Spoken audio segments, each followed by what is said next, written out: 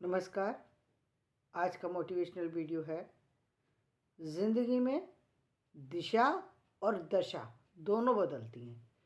यदि आपको ऐसा लगता है कि ज़िंदगी में आप एक ही दिशा में चलते रहेंगे, यानी पूरा पश्चिम उत्तर दक्षिण, यानी इन चारों दिशाओं में व्यक्ति की दिशाएं बदलती रहती हैं। कभी वो पूर्व में रह सकता है, कभी वो पश्चिम में रह सकता है, कभी दक्षिण में रह सकता है, कभी जो है उत्तर में रह सकता है। तो जीवन में दिशाएं जो है व्यक्ति की चेंज होती रहती है। ऐसा नहीं होता कि वो एक ही दिशा में हमेशा चलता रहेगा। पहली बात, इसको हम दूसरे शब्दों में कहें तो दिशा, हम एक ही दिशा में हम केवल कार्यरत रहे, एक ही दिशा के अलावा दूसरी दिशा को ना देखें, दूसरी दिशा के बारे में ये भी पॉसिबल नहीं है। तो ये तो थी दिशा की बात। दूसरी बात थी आती है दशा। दशा कौन सी होती है?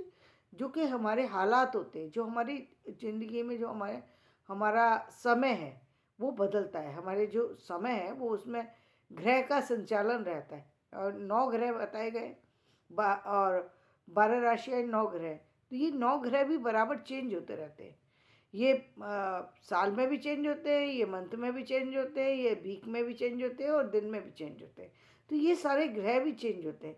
तो इन ग्रह के अनुसार आपकी आपके किस तरीके से आपके ग्रहों ने आपको कंट्रोल किया है, उसके अकॉर्डिंग एक तो आपको आपकी स्थितियाँ बदलती हैं। दूसरी बात, दूसरी दशा कौन सी? दूसरी दशा वो है जो हमारे हालात हैं। यानी गरीब व्यक्ति अमीर हो सकता है, अमीर व्यक्ति गरीब हो सकता है। जीवन में ये सारे जो हालात हैं वो बदलते रहते हैं, हमेशा एक जैसे नहीं रहते। परिस्थितियाँ जो हैं व्यक्ति के साथ साथ, व्यक्ति के पल पल में जो है वो उसके साथ चलती रहती हैं। आपके कार्यों के जो भी कार्य करने का तरीका है, जो भी चीज़ें हैं, जिन भी चीज़ों में आप जो है सफलता पाते हैं, उन सब के पीछे आपकी बहुत सारी सी चीज़ें काम करती हैं। तो व्यक्ति को कभी ये नहीं सोचना चाहिए कि यदि वो किसी बुरी परिस्थिति में फंसा हुआ है या किसी बुरी स्थिति में है या बुरे समय में फंसा हुआ है तो हमेशा वो रहने वाला है। ऐसा नहीं होता, क्योंकि जीवन में बदलाव होता है। कई बार ऐसा होता है कि हमको ऐसा लगता है, क्योंकि हम काफ़ी लंबे समय तक एक व्यक्ति को परेशान देखते हैं, दुखी देखते हैं, उसकी सारी चीज़ें देखते हैं, तो हमें लगता है कि ये ऐसा क्यों हो रहा है, इसके साथ ऐसा क्यों हुआ, औरों के साथ तो ऐसा नहीं है, जबकि ये सही है तो फिर इसके साथ क्यों हुआ। देखिए, सही है वो व्यक्ति सही है, आज की स्थिति में वो सारे काम उसके सही हैं। लेकिन जो हमारे पास जो भी हमारे कर्मों का फल है वो आज का ही नहीं है, आगे पीछे बहुत सारे समय का होता है। वो कब आपको मिलेगा वो डिपेंड करता है चीज़ों के ऊपर, परिस्थितियों के ऊपर, वो अलग है। लेकिन आपके आपके कर्मों का फल है जो आपको मिल रहा है। आपने कभी देखा है कि हर व्यक्ति को सजा, जब दंड विधान जो किया जाता है, जो वो दंड विधान जो है, एक एक दंड विधान की एक जो है बहुत पुरानी पद्धति चल रही है, जो कि आप कोर्ट के अंदर देख सकते हैं, जहाँ पर कोर्ट में न्याय जो है आँख पे पट्टी बांध कर किया जाता है। जो कि मैं यदि कहूँ तो मेरे दृष्टि से ये बिल्कुल गलत है। न्याय हमेशा आँख खोल करके करना चाहिए, आँख बंद करके नहीं। आँख बंद कर ली, सबको सब मेरे बराबर समान, समान कैसे हो सकते हैं भाई?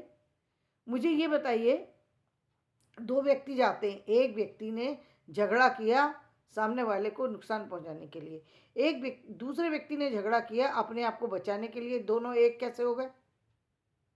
दोनों एक कैसे हुए? एक ने बचाने के लिए किया था, एक ने झगड़ा करने के लिए, दूसरे को नुकसान पहुंचाने के लिए किया था। दोनों एक कैसे हो गए? तो फिर दोनों का न्याय एक जैसा कैसे हो सकता है? तो न्याय विधान में गलती है ना ये। एक जैसी सज़ा नहीं मिलनी चाहिए, एक जैसी परिस्थितियाँ नहीं होती, एक जैसे काम नहीं होते। तो मेरे हिसाब से वो कोर्ट और न्याय की जो चीज़ है, न्याय हमेशा खुली आँखों से होना चाहिए। यहाँ पर हम देखते हैं कि न्यायालय के अंदर आँखों पर पट्टी बांध करके न्याय किया जाता है। मेरे समझ से वो न्याय की क्या प्रणाली है मुझे समझ में नहीं आती। एक तराजू में सोना भी तोल दो और लोहा भी तोल दो, ऐसे कैसे तोला जा सकता है? नहीं तोला जा सकता। लेकिन लोगों का अपना तरीका है, लोगों ने आज तक उस पर ध्यान नहीं दिया, उन चीज़ों को वैसे ही लेके चल रहे हैं जैसे लेके चलते थे। तो इसलिए चीज़ें वैसे ही चलाई जाती रही हैं। लेकिन समय और परिस्थितियाँ, जीवन, ये सब बदलते रहते हैं। इसलिए इसमें बहुत ज़्यादा दुखी होने की ज़रूरत नहीं है, परेशान होने की ज़रूरत नहीं है।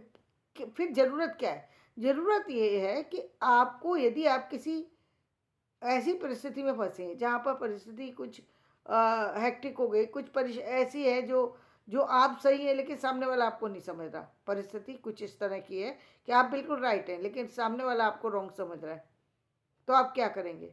तो हर व्यक्ति को तो आप अपनी बात बताने नहीं बैठेंगे, और बता भी दें तो ज़रूरी क्या है कि सामने वाला आपकी बात मान लेगा।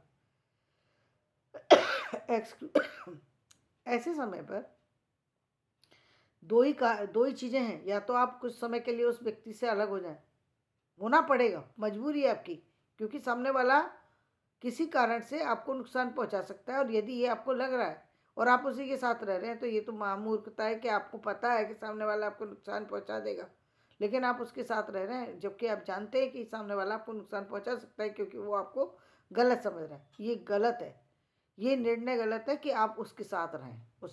उस समय आपको अलग होना ही पड़ेगा, हो जाना चाहिए,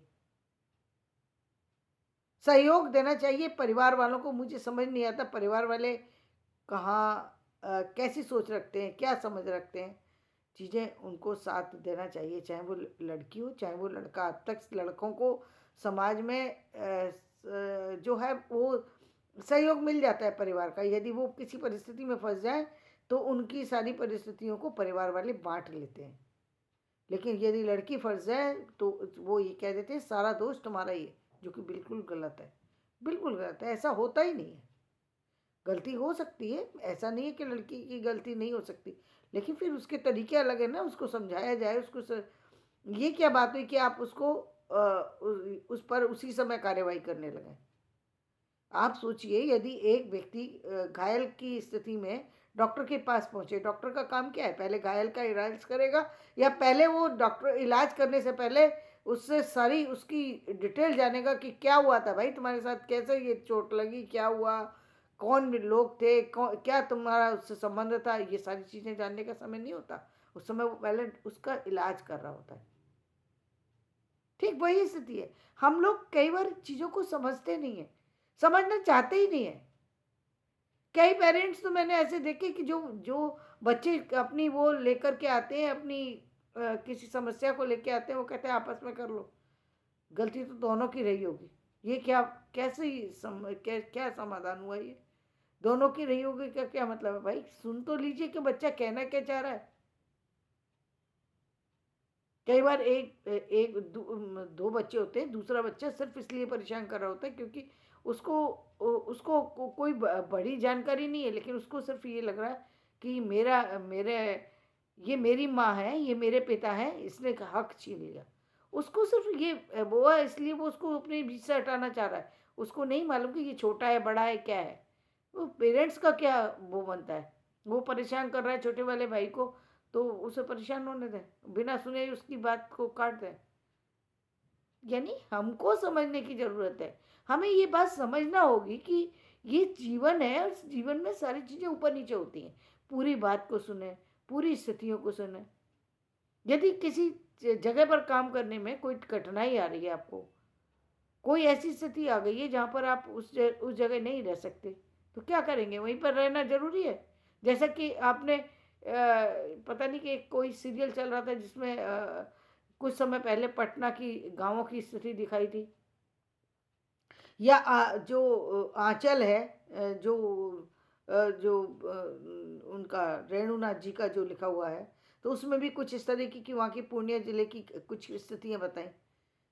तो भाई जब इतनी खराब परिस्थितियां हैं, तो वहां रहना ही क्या अनिवार्य है कि रहना ही है? वहां वहां आप रह रहे हैं जिस जगह आपको, आप सुरक्षित नहीं है, आपको रहना ही क्या जरूरी है भाई? आपकी वो जमीन आपकी जिंदगी से ज्यादा बड़ी तो नहीं हो सकती, और जमीन भी नहीं है आपके पास, तो वो छोटा सा टुकड़ा ही है, लेकिन आप उस टुकड़े के लिए वहां पर रुके हुए हैं।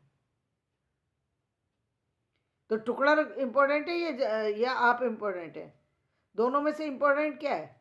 आप रहेंगे तो आप चार जमीन और भी कहीं बना सकते हैं, लेकिन जमीन यदि आप ही चले जाएंगे तो उस ज़मीन का क्या होगा, चाहे कितनी भी मिल जाए। तो ये बातें जो है ना, हमें हमारे माइंड में स्पष्ट करनी होंगी, चीज़ों को क्लियर करना होगा, तभी हम आगे बढ़ सकते हैं। सीधी सीधी बातों को कहें, सामने वाले के सामने रखना सीखें। अभी तक हमारे सामने ये चीज़ें हम स्पष्ट नहीं रखते हैं। हम सारी ज़िंदगी अनिर्णय की स्थिति में झूलते रहते हैं। ये अनिर्णय की स्थिति में झूलना, एक छोटी छोटी सी समस्या आ जाएंगी परिवार के अंदर, तो हस्बैंड जो है वो कभी माँ से पूछ रहा है, कभी वाइफ से पूछ रहा है। ये क्या पागलपन है भाई। एक छोटा सा डिसीजन भी नहीं ले सकते। दोनों की सुनो। यदि तुम्हें उस समय निर्णय लेने में दिक्कत आ रही है, अलग से जाके ले लो।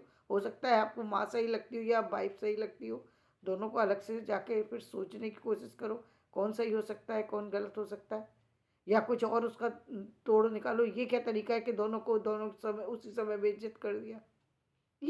ये हमारी छोटी चीज़ें, छोटी चीज़ें, जहाँ पर हमको छोटी छोटी चीज़ों, क्योंकि ये छोटी चीज़ें हैं, लेकिन इन चीज़ों से पूरा परिवार अफेक्टेड होता है, बच्चे अफेक्टेड होते हैं, समस्याएं बढ़ती जाती हैं, घटती नहीं है, घटती नहीं है। क्योंकि भाई ये छोटी चीज़ ही तो बड़ी होती है। आखिर छोटा कोई भी चीज़ आप छोटी, जब आपने उसको डाल दिया, आपके हिसाब से वो समस्या आपने समाधान कर दी, लेकिन समस्या वो अब अंदर चल ही गई, उस समय दबा दी गई, बाद में फिर वो समस्या उभरेगी तो सही। क्योंकि दोनों ही शांत हुए हैं, दोनों ने अपनी अपनी जिद नहीं छोड़ी, दोनों समझने के लिए तैयार नहीं है। तो सही निर्णय लेना, सही बातों को समझना बहुत ज़रूरी होता है। क्योंकि जब तक आप चीज़ों को नहीं समझेंगे, तब तक आप दिशा और दशा दोनों से परेशान रहेंगे, जीवन भर परेशान रहेंगे। इन दोनों से निकलना चाहिए, इन दोनों की उससे निकलना चाहिए। यानी आपकी दिशा में डिस्टर्बेंस है तो भी आपको बदलना चाहिए, और दशा में यदि कोई वो है तो उसका भी समाधान ढूंढना चाहिए। तो धन्यवाद। मेरा वीडियो पसंद आए तो इसे लाइक करें, शेयर करें और सब्सक्राइब करें।